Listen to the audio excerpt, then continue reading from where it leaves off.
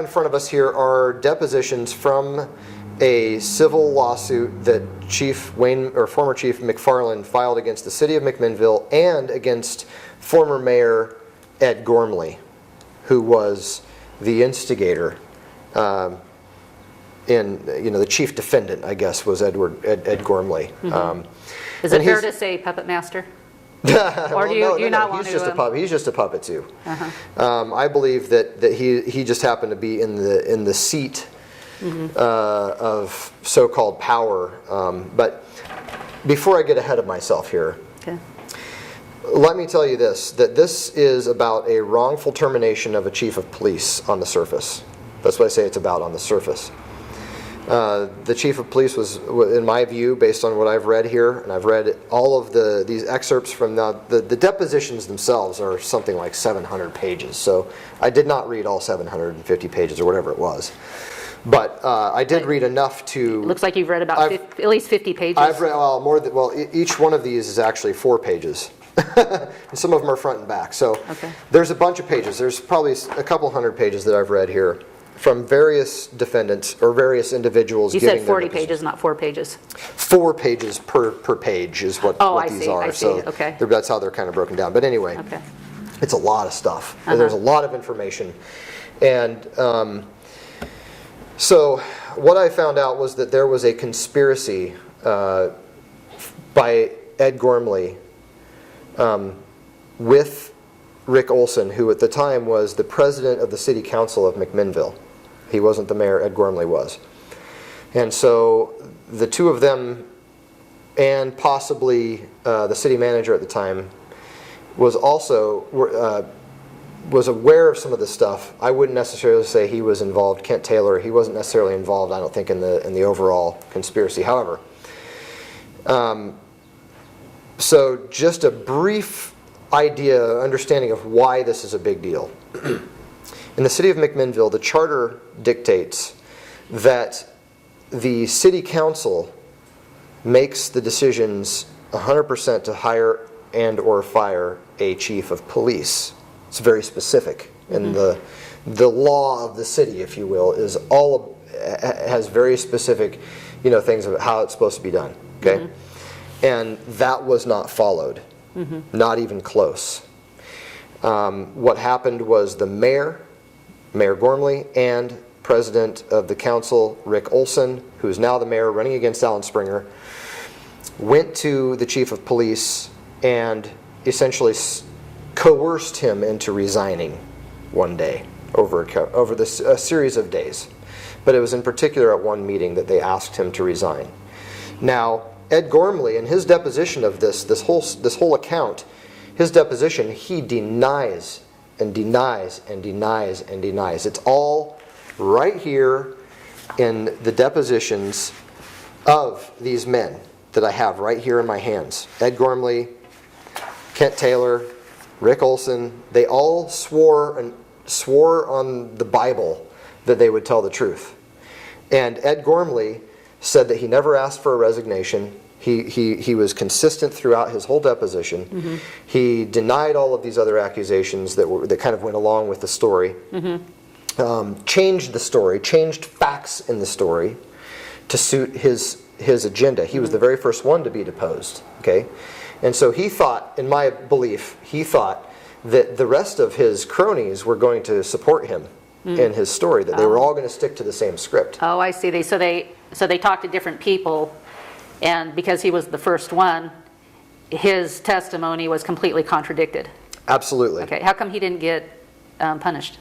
Well, he was being sued by the former chief McFarland because what happened was this affected McFarland was in line he was one of the 2 final candidates to move into the city of Salem's chief of police position. It would have been a big career move for him. And so. I'm sorry, what was your question again? I just lost it. Yeah, okay, so Gormley, his testimony, he said one thing, which basically when you read it, it's like absolutely not, no. Right, so he said no all along the way. He said he kept to it, and kept to it. Yeah, and then the other testimonies, though, totally contradicted what he said, and why did I guess what were they trying to accuse? I can't really remember my question Well, either, there but was- why there- were they there were- accusing? Why were they accusing him? Why did they want to get rid of him? And what did Gormley do wrong? And what did these other guys do wrong? Okay, so that's a great list of questions. The overall complaint, and again, this is all backstory and based on research. So, what was going on at the time? This is kind of important to understand. What was going on at the time? The socioeconomic condition of Yamhill County was crime-ridden, and there was a lot of property crime in particular going on because of the meth epidemic, the methamphetamines. And so there was a wave of crime that was happening in this area at the time, and so there was a lot of pressure on various policing agencies to do a better job. And so McFarland was he was having his budget was being reduced, and at the same time he was having pressure put on him by the local by the people and by the politicians to do exponentially more than he had been kind of necessarily doing in the first place, I guess. It all has to do with accountability, and that starts with the chief of police, and he started cleaning house. This is me revamping the story based on what I've seen. This is my world. This is my view of what happened. Okay. He was cleaning house, and he was forcing the old guard at the time to be more accountable, and they didn't like it. And so he had some turnover. He had some significant turnover, people that he had to replace in the department. And so there was a lot of morale issues, as goes along with this sort of major shift in expectation. The morale is going to suffer. I mean, it's just true in any organization. You can't just look at it as an isolated thing. It's just the way of things. It's management. And so people get paid a lot of money to manage situations like that, and he was making, around $100,000 somewhere to do just that. But there were some community members who didn't like it. They didn't like the way things were going, and they were friends with people in the union, for example. And there was all kinds of rumors going around and different things, as I'm sure any grown-up in our society would kind of expect. It's like, of course there's going to be issues. Of course there's going to be turnover. Of course there's going to be personnel morale issues and things like that. It's a big change. But these community members, these concerned community members, who I find out later really are kind of the good old boy network, the ones who want to be in charge of the show, the ones who own businesses in this area, and very potentially meetings of the secret societies that are here, and people that are involved in those secret societies, and where they play in the whole organization of the city. And some of them, and I don't care who it is, some secret society or whatever, they can still vote just like you and me. As far as I'm concerned, they have no more say in what goes on in the management of the city than you or I should or would, right? We can go to, before there's a political process in place to assure that everyone has a say in what's going on. So if some of these people had a problem with the chief of police, they should have gone into the city council meetings or into the county commissioner meetings or whatever it happened to be, and they should have filed these complaints. They should have made these things known publicly, and they should have, had their day, or had their ability to testify just like anybody else does. Right.